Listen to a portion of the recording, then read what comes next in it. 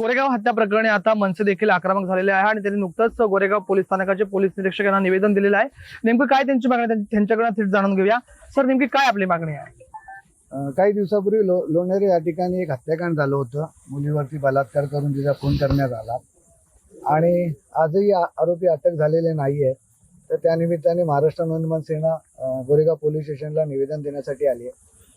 पोलिसांशी आमची काही चौकशी बातचीत झाली, त्याच्यात पोलिसांनी आम्हाला असं सांगितलं। नेमकी तुमची मागणी काय आहे? मागणी आमची अशी आहे की जे काही आरोपी आहेत त्यांना फाशीची शिक्षा झाली पाहिजे आणि पोलिसांनी त्यांना तात्काळ अटक करावी।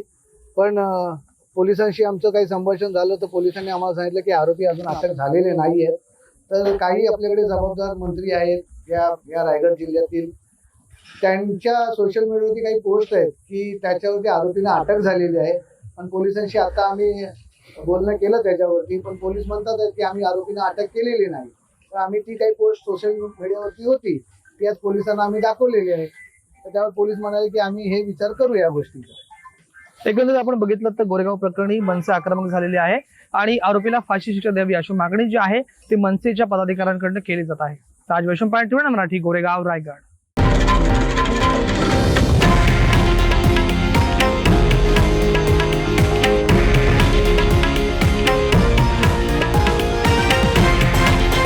हे आहे देशातील नंबर 1 न्यूज नेटवर्क आणि आपण पाहत आहात TV9 मराठी, एकमेव।